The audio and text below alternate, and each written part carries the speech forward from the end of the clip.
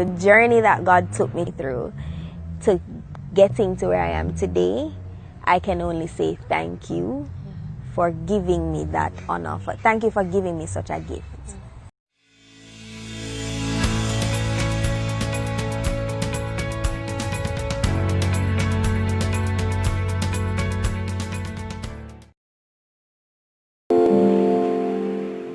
Today's episode is entitled Our Good Father. I mean, when we think about God being our good father up above, we know that He orders our lives. He puts things in motion when He needs to. The good, the bad, the indifferent. All for His glory. Today, I have with me, because I don't believe that I could be talking about our good father alone, and I have none other than Daniellia A, author of The Depth of My Scars and an advocate for the sickle cell disease. Yes. Hi, Daniellia. Hi, Jhenelle. Thank you for having me. Not a problem. First things first, how are you? I'm okay. I've been well. Couldn't complain. That's good. Yeah. That is good. Alright, so I want for today, just for us to speak, for you rather to speak about your book, being an author, with you being an advocate, just how God ties it all in. Yeah. And call it, this is Danielia's life. So, yes, I'm all ears. So, the journey of the book, let's start there. Yes. It actually wasn't, I didn't sit down one day and said, okay, I'm going to write a book. I was just having a conversation in my kitchen with my mother about my life story, and I was just saying to her where I'm coming from would be a nice story. It would be a lovely read if I was supposed to write it. And then I went to bed. I remember waking up in the middle of the night and I just started writing and there came the book. Nice. So was it like a one-off thing? How long has this process been? Because God redeemed a man. Remember Abraham was there how much years a walk and all of these things? Yeah. How long has it been for you? Well, some of the pieces, I said pieces because the book is a mixture of prose and poetry. Mm-hmm. Poetry also includes journal entry and all of those things. Pictures are included. So some of the pieces in there I would have written along the journey. Okay. So I wouldn't say it took me any specific time to compile it all. When I realized that, okay, this was a book, that took me 2 years. Okay. But there are pieces in there that are 10 years old because I wrote along the journey. Yeah, it's very heavy, very heavy.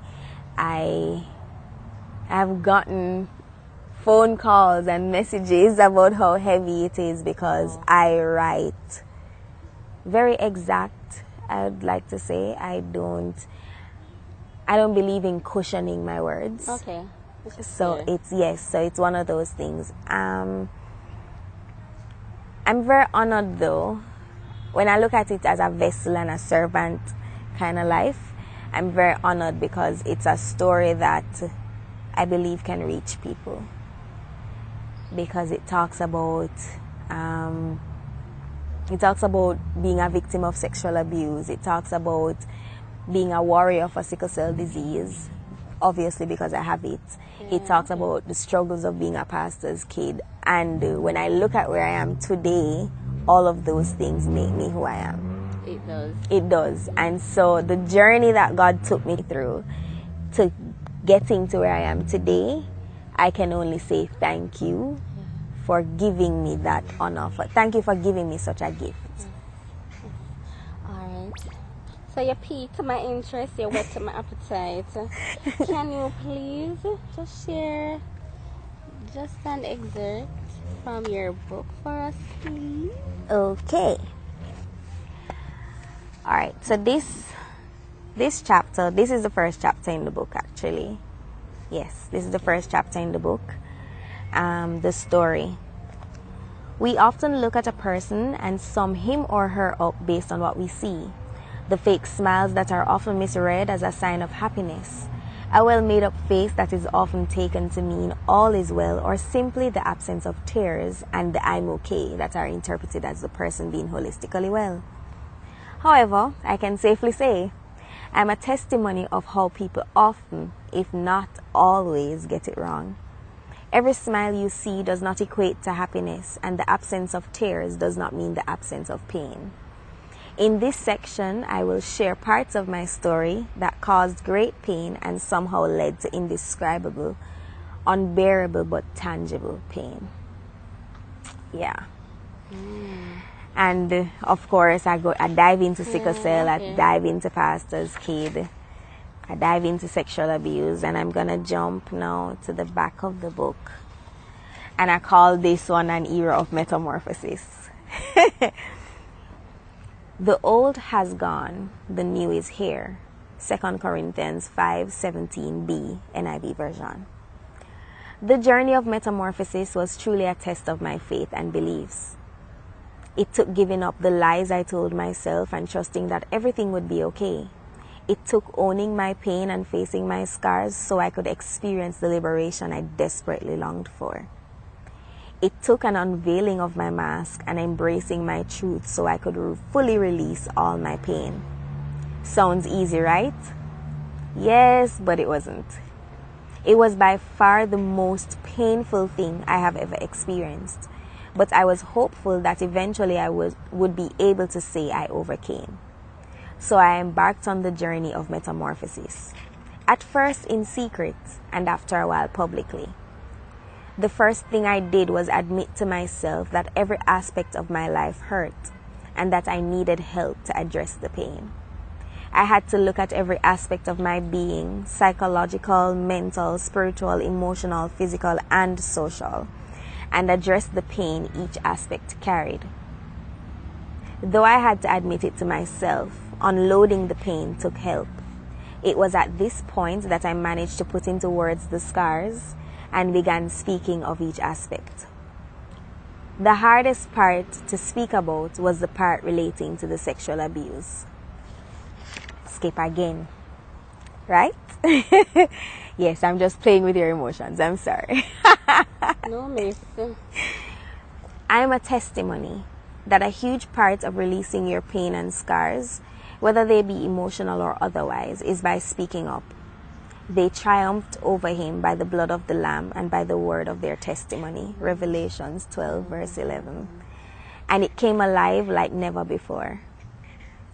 We cannot overcome our fears or pain or scars or the lies we have been fed without the use of words. It resonated with me that my words were powerful and that they meant some things. My words were worth something, and the more I spoke, the more my spirit was healed. The more my spirit was healed, the more the other aspects of my life began to heal. I got to learn how my laugh sounded. As small as it seemed, it was so important. I could truly embrace what release felt like, small steps at a time. Sometimes I would get frustrated because it was in no way a microwavable healing. It did not come overnight or within seconds. Sometimes it took someone giving you an extra push or speaking strength into your weakness. Sometimes it took locking away to go through those emotions alone, but it was a process. Some aspects of the process were painful as I uncovered aspects of the scars I never knew I had. And it took someone holding you through it and extending grace through it. At each interval, God was present. Nice. Yeah. No, no, sir. But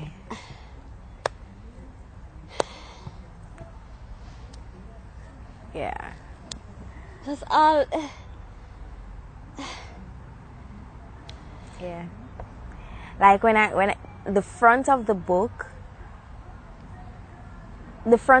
is so heavy and heartfelt that sometimes and I'm sure a lot of us feel that way when we're going through our own struggles. We can't see the rainbow at the end and we can't see the light at the end of the tunnel. Yeah. But when I get to the back of the book, because I even read my own book and it's ministering to me right now, But when I get to the back of the book and I think about the era of metamorphosis and I think about where I was and where I am now, good. Yeah. Like, good doesn't even describe all that he is. Yeah, and then I like that last line, that at every interval, Yeah. God was there. Yeah. It may not have felt that way. Yeah, but he was there. Yeah. Boy, this clearly seems like a great read. Thank you. I forgot to read it myself. But I wanted to just speak briefly about the advocacy part. Because we know with the book, and I know that advocacy has been recorded in the book and just being a fighter and a warrior for sickle cell. Yeah. But just speak briefly about just being an advocate. What is the latest thing that is happening in terms of advocacy for sickle cell? So sickle cell disease, I think for so long, because when you have something, it's easy to look at it as a woe is me kind of thing. But it took me looking around and realizing that there are other persons suffering from the disease that are in such a worse position than I am. And so I've decided to use the platform that I have, the influence that I have, to just shed some light on the disease. It's rough. It is rough. And that started out by one of my good friends. He is the director of a documentary that just came out the other day. Noel Bell is his name, and the documentary Beyond the Pain. And when I looked at the fact that my book is titled The Depths of My Scars, and he is looking at Beyond the Pain, it ties in. So we've kind of just used both platforms, merged them, and we've gone 100% into advocacy, because everybody knows somebody with sickle cell disease, but you don't really know what it is about. You don't know the great challenges that it brings. And so when we talk about it from our perspective, it can give everybody around us a little bit more. So there's a documentary out. It's currently being re-edited because we added some pieces to it. We recently added a mother who she's a full-blown sickler, and she just had her second baby.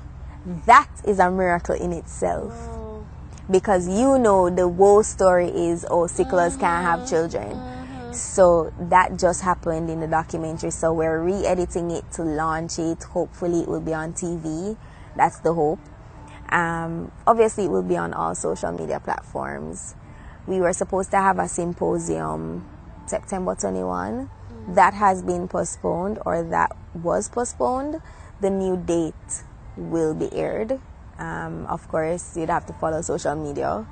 As soon as I get it, that will be some of the things that I post. So it's really just raising awareness, seeing if I can raise funds as well to help another person. Currently, we're trying to raise funds for a lady. She's 50-something, and her name is Beverly. And she needs 2 hip replacements. She is bedridden. She has been for some time, and so we're just trying to raise some funds, raise awareness, so that we can get some help. So when you see her walking on a walker, she's so sad because you don't get to see outside as often. So it's been a journey. It's been a journey. I have not stopped. That's good. That's good. That is good. Thank you so much, Daniella, for sharing. You're welcome. Boy, God. He is. Listen, he is very good. Listen, when them say God is the author and the finisher of our faith, take it seriously, because God truly is the author and the finisher of our faith. He knows what he is up to. Every single thing. I think it was T.D. Jakes in a sermon that he had, that he said, nothing you've been through would be wasted. Yes. Trust me. I remember that sermon. Yes. Yes. Trust us. And Daniellia, you just embody all of that. Yeah. Nothing you have been through was for you alone. Yeah. It's all for his glory. And he is up to something regarding it. Yeah. Big things, whole heap of things we're expecting from Daniellia. Right? I can't wait. We are going to put all of her details in the credits and in the description. Everybody, persons who would want to assist with the Sickle Cell Foundation, Yeah, you can do that as well. Just link her up if it is that you want a copy of the book. Yes, this is her copy. So let her know. Let her know. Let us get the word out. Yeah. Our God is a good God, and He's our good Father. Yeah. Until next time, this is Jhenelle. Blessings. Blessings. You're a good Father. It's who you are. It's who you are.